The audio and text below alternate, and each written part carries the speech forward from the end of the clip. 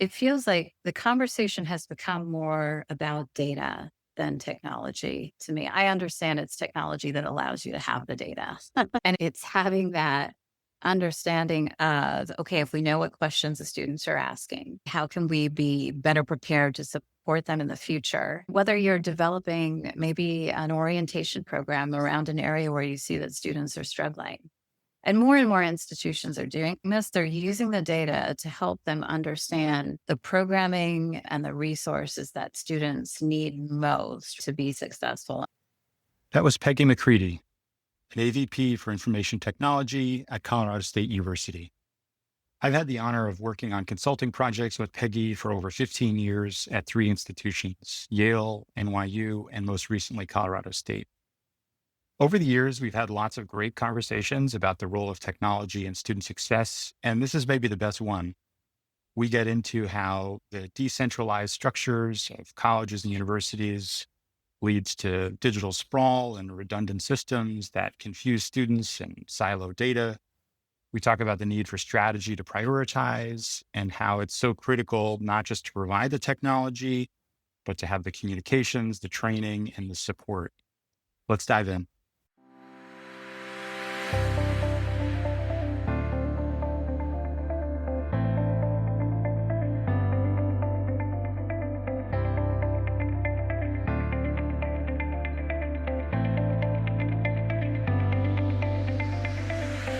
Welcome to the Connected College podcast. I'm your host, Elliot Felix. I've helped more than 100 colleges and universities change what they offer, how they operate, and how they're organized to enable student success. And if you're a leader in higher ed and you think that the silos and separations get in the way of student success, then this podcast and my book, The Connected College, are for you. We're here to learn and work together to bust silos, question tradition, and forge partnerships so that students feel connected to their college, their community, their coursework, and their careers. Welcome, Peggy. Tell us a little bit about yourself and how you got started in technology and higher ed. Hi. So I've been working in higher education for over 20 years. I actually got started at Temple University in Harrisburg, Pennsylvania, where I'm originally from. And at the time, there was a lot of change happening with technology, not just the business processes, but also technology being introduced in the classroom.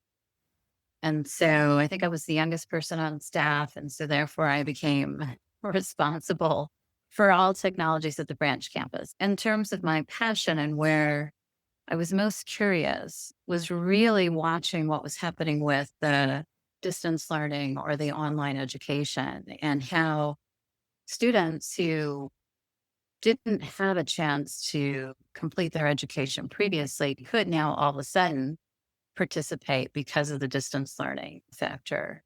I also, as a graduate student, I was taking courses at Temple and I drove 4 hours every Thursday from Harrisburg to Philadelphia to take a class. So that life-changing when you think about it, and just making those courses available to more individuals who were working full time. And did any of your classes move from in-person to online and save you the 4 hours?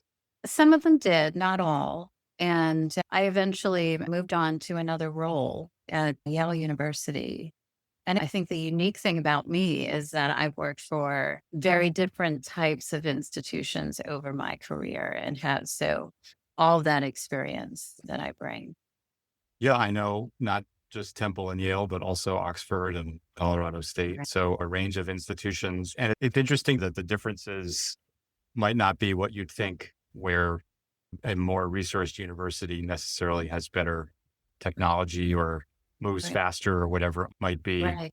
There's a tension between like tradition and technology, you would say. Absolutely. Yeah. How have you resolved that? And that's not a battle you can win every time, but when you've found the right technology to help students or faculty or staff, how have you navigated that kind of tension between tradition and tech? I think it takes courage. And I remember at Yale conversation around lecture capture and some of my peers telling me, that's not what we do at Yale. And so I thought we're renovating two large lecture hall classrooms. Why not give it a try? So I Right. wrote, We got to do it anyway. We might as well yeah, build in the yeah, capability. exactly. Let's see what we can learn. And I think it's that willingness to introduce some level of risk where it's about learning and it's about experimenting and seeing how do the students find this technology? Are they finding it helpful for their forces? And sure enough, is when I wrote to the faculty that were teaching in those 2 classrooms that were renovated and introduced it in a way that it was about the students and the students learning, they were willing to participate in a pilot and then evaluate it. I feel like you packed a lot of wisdom into that last bit because it's like, A, capitalize on opportunities. If you're going to renovate anyway, you might as well add this capacity. Right. B, make it about the students to make people more comfortable with it. And then C, frame it as a pilot to make people more comfortable with the experimentation and the assessment. I love that. Always have your faculty that are participating in those pilots be willing to talk about the experience. So that is sharing what they've learned, the good and the bad, because faculty will, as we know, listen to their peers. And I think what it did was it encouraged others to be willing to try. And like you mentioned, making it about the students. And how do you define student success? It's interesting. I think as a graduate student in higher education, both at Harvard and at Penn, student success is something that we talked about quite a lot. The very first thing that comes to mind is completion, right? It's degree completion, actually. And whether that's an associate's degree or a bachelor's degree, it doesn't matter, but it's degree completion. And I think the first step is if you're thinking about what do the students need to be able to get to completing their degree, but then it expands beyond that. And I think we're starting to see other institutions reporting on, okay, so how many of their students are employed 6 months after graduation? The purpose of the degree often is to find meaningful employment. And institutions want to be able to show that is indeed happening with their graduates. Some students want to further their education, and I think that data is also helpful as you start looking at institutions, and there are so many choices in the US in terms of where to go. You want to be paying attention to, okay, look, this institution has a high percentage of students that are completing their degrees, and then the number of those that are going on to gain employment is also quite high. So I think that data matters from the consumer's perspective. There are a lot of other things that go into what student success is about. It's obviously the network that students have access to once they graduate, the skills that help them understand how to be more engaged with the community. It's that civic responsibility, the service learning that many institutions are doing today. And that's really the whole student experience, thinking about it more beyond just degree completion and employment, but thinking about civic responsibility. I think that's an important element of it as well. Yeah, thinking about not just yourself, but what you can offer and how you can contribute and make an impact. I love that. It's And interesting so, that when you talk no, to go ahead. young adults, having done this before, they're curious, like, okay, what does an engineer make starting out? And I know money is important and understanding paying back student loan debt, obviously, is a concern that they have. But I think increasingly it's becoming broader in terms Right. of the items that are important to students that are going to college today. It's not just about meaningful employment. Now, what role does technology play in enabling, that student success, whether it's the degree or the employment or the network or the skills?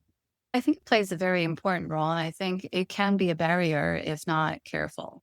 So something that became even more noticeable during the pandemic was the digital divide. The students who may not have access to technology, may not have a computer at home, may not have broadband access at home, or even faculty who, adjunct faculty.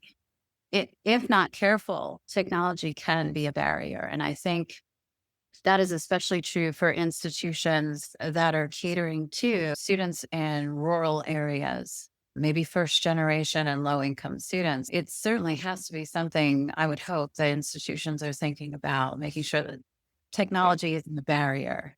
It's like step one, Hippocratic oath, do no harm. Like Exactly. don't perpetuate divides. Yeah.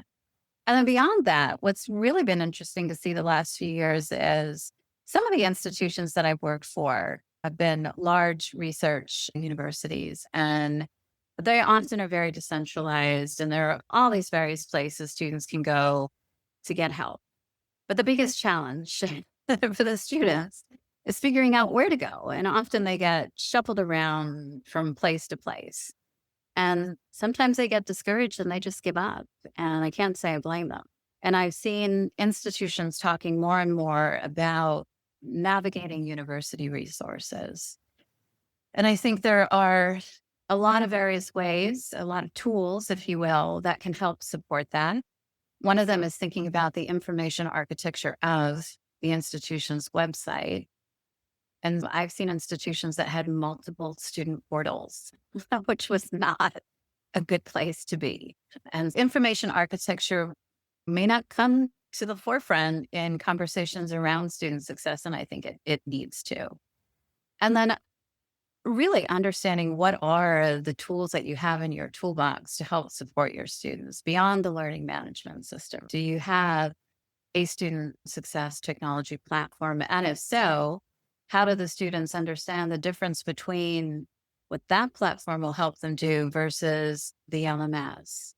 Do you have a collection of tools, if you will, chat, et cetera? And I think we're having a higher level strategy for all of the tools that are coming together to support student success and helping the students understand how those tools do work together is incredibly important. And I think a lot of institutions they're either focusing on this today or they're really falling short in this space. And it is creating problems for their students in terms of finding the help they need. And it's getting even more challenging as you think about the diversity of the students that we serve with hybrid and online and international. And we can't just assume that students are going to be on campus. I know a lot of institutions have developed a one-stop shop, if you will, a place you can go on campus to ask any question and get help. And I'm not saying that those aren't useful and aren't warranted, but I think there needs to be a virtual one-stop shop Right. that if you can't quickly get an answer online, then it does actually, like the chatbot sends you to a person, or you get to a person who can direct you and you're not shuffled around to various departments. So step one, don't be a barrier. Step two, help students navigate, especially as places get larger and more decentralized. One thing I've observed is that higher ed tends to be a kind of an additive culture, right? A need is identified. And so you add a tool, you add a platform, you add a department to support it. But then digital sprawl happens and it's hard to navigate. And as you say, just they get shuffled around. So what can institutions do to curb that or to have fewer tools, but Right. working better? Or I don't know if the answer is fewer tools, but Yeah. you know where I'm going. I don't think there's an easy answer for this. I think that the first step is really understanding what are the tools that you have in place today, and are there any redundancies and the functions that those tools support or provide. As a student myself, I had two LMSs I had to use at a particular institution because the schools were using different LMSs, and it makes it more challenging. And it also is not helpful when you think about the data that you want to get out of these systems, right? From the analytics perspective. So there are a lot of things involved here, but the first step I really think is just understanding what the tools are that you have in place today. And if there is any overlap in terms of the functionality that they're providing, maybe you can reduce the number of tools and streamline. So it's not as challenging from the support perspective or challenging from the student experience perspective. And then the second part of that is, I think, really understanding the data that you might want to be pulling out of these systems, and where does that go?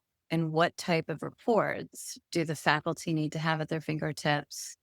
Do department chairs need to have at their fingertips? Do deans need to have at their fingertips really to understand what's happening? The data element is, I think, is increasingly important on the student success side. And the technology platforms just directly feed into that. It's really interesting that like sometimes the purpose of the tool isn't just about the direct support of the student. It's also about compliance and accreditation and reporting. And those things generate their own set of use cases or their own sets of requirements and may beget more and different tools also. Right. That's really interesting. What do you see changing about the role of technology and student success? You mentioned that students have a broader set of outcomes beyond their first job, and that students themselves are becoming more diverse, whether it's like the mode of instruction, their location, the demographics. Like, what else is changing about technology and student success? I think that depending upon the discipline, like what you're studying. So it's interesting. We've seen in engineering where 3D printing became incredibly important. It's now carrying on into the workforce. I think it's what are the changes that are actually happening in the workforce that should impact what's happening in the classroom? Medical education has always been, I would say, more advanced in terms of the technology that they've used in the classrooms, in the students' learning experience, because they're preparing students for what they're going to find when they get out into the actual work environment. I don't know how much of that is being discussed or being applied in other disciplines. And I think it's shocking to see. It was maybe just, I want to say 5 years ago that I saw an institution renovate a large lecture hall, right? So that rather than having lecture based teaching and learning, the students were working in small groups. Now, this is something we saw years ago at MIT and other areas. The teal But classroom or you the know, NC yeah, State scale up. Yeah. exactly. And you still have institutions. So higher ed has a reputation for being slow to change. And you Mm. still have many institutions following those old teaching practices. Even if they've got a new room, like you, Right. And they can't, and it's shocking that there isn't the funding there to support building those new learning spaces that would actually have a dramatic impact on the students' learning. So again, priorities within institutions for how funding for technology is spent, I think that's also a challenge that needs to be addressed. yeah. And it also sounds like maybe one of the shifts is not just thinking about the technology and the support for it, but the communications and the training that Yeah. drive adoption. So people are using it in a way that helps them. I think that for anyone who's in learning technology, they will always say that it's the people that matter most, right? The folks that are working side by side with the faculty and the students to not only make sure they understand what resources are available to them, but that they're utilizing it in the best way possible and fostering that experimentation that I think needs to occur. What are some great examples of technology enabling student success that you've been a part of at the different institutions or across elsewhere in higher ed?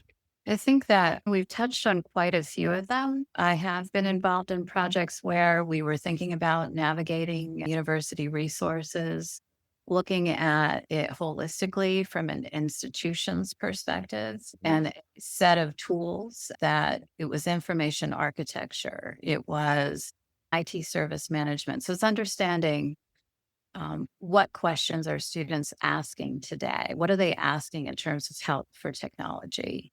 And how are you actually utilizing that data?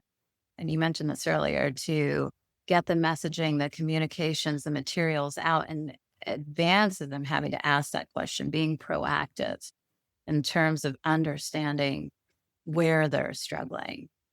It feels like the conversation has become more about data than technology to me. I understand it's technology that allows you to have the data and it's having that understanding of, okay, if we know what questions the students are asking, how can we be better prepared to support them in the future? Whether you're developing maybe an orientation program around an area where you see that students are struggling. And more institutions are doing this. They're using the data to help them understand the programming and the resources that students need most to be successful. And often that's like first year students who are struggling because they're new to the college environment. It's really interesting. The conversation has become more about data than technology. It's like making sure you're not confusing the means with the end, but also this dual focus that you alluded to earlier about reporting and compliance. But it's also the technology is there to help and support students, but it's also there to tell you what help and support they need. I think Right. that's really Um, fascinating. Something that someone said in my research when I was out actually looking at the strategies that institutions were using to advance tech enhanced teaching and learning. I think the very first question that faculty members really are trying to understand is what does they want the students to know and be able to do at the end of the course? And then coming back and saying, does technology play a role in supporting that? And so if you flip it around to say, what is student success at our institution? And how does technology play a role in supporting that? And I don't know how many institutions have a student success strategy. I'm fortunate to be working for one now that does. And I think that's also important, right? And some of that is actually getting our hands on the data. That's part of the strategy is figuring out how to make the data more accessible and available. In terms of advice for institutions, we talked about focusing on the communications and the training to get people to use it because it's the people that matters most. Another theme from our conversation seems to be about working backwards from outcomes, whether that's what students want to get out of their education or what the institutional learning outcomes are, and then work backwards from that to understand the role that technology and data can play. And I just heard a third one, which is have a strategy for student Yeah. success, have a set of goals and a plan for going from X to Y and measuring how you're doing and what's working and what isn't. And I think the strategy is supporting those outcomes. So you're right. That first step is really understanding what are the outcomes that you want all of your students to achieve upon degree completion. And then how do you then say, okay, you're looking at those outcomes and looking for data that helps you understand how well you're actually delivering on them. When you start to see the areas where maybe you need additional support or resources or technologies, then you need a strategy for how you're going to address those challenges, right, that you have. It's much better to have a comprehensive strategic approach to how this conversation is had at an institution than what you often see are various groups going their own direction, if you will, to try to address it within their department or their college or their division. But therein, again, comes back to that decentralized nature of higher ed. And I think that can also be a stumbling block. And what do you think are the ingredients for a successful student success strategy? You talked about being comprehensive instead of piecemeal and different groups going their own direction. You're trying to think about the role that technology and data can play. What makes a useful strategy? How is your strategy guiding you, helping you to know what to do and what not to do? I think I would say what I've seen over the years is where you have executive sponsorship. So that balance between the top down and the bottom up.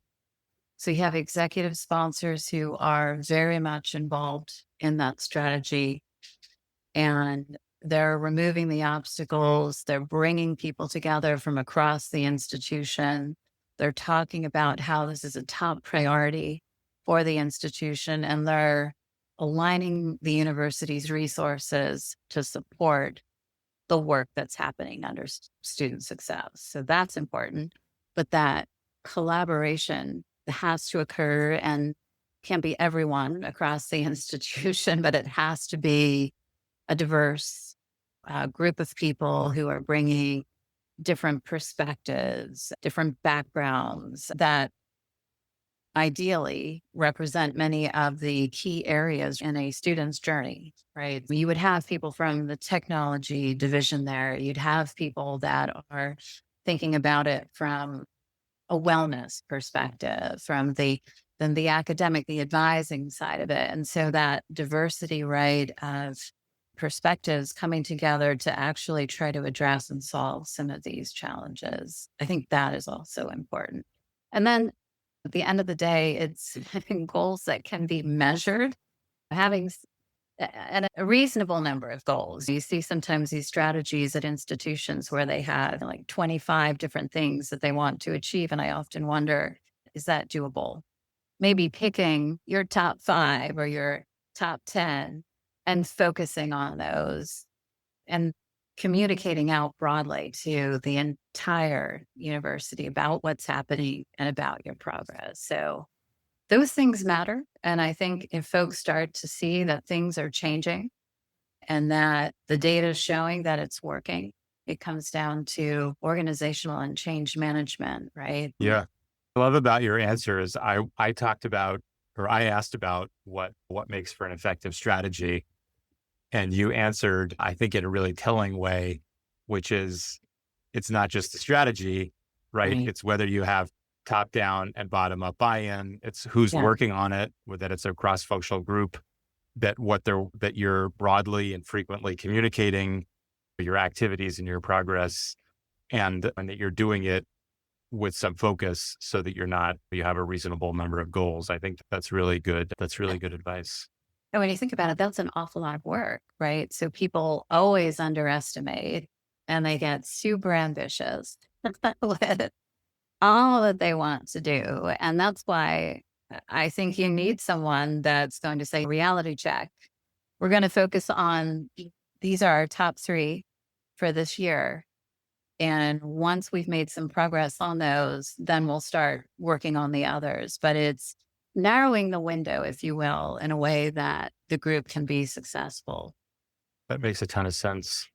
So in our last couple minutes here, an opportunity for any other advice you have for technology leaders to enable student success. We have the comms and the training piece.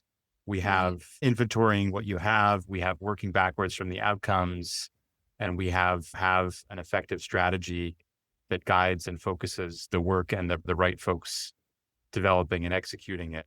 What are we missing? Anything else you'd say or you'd offer as advice to folks?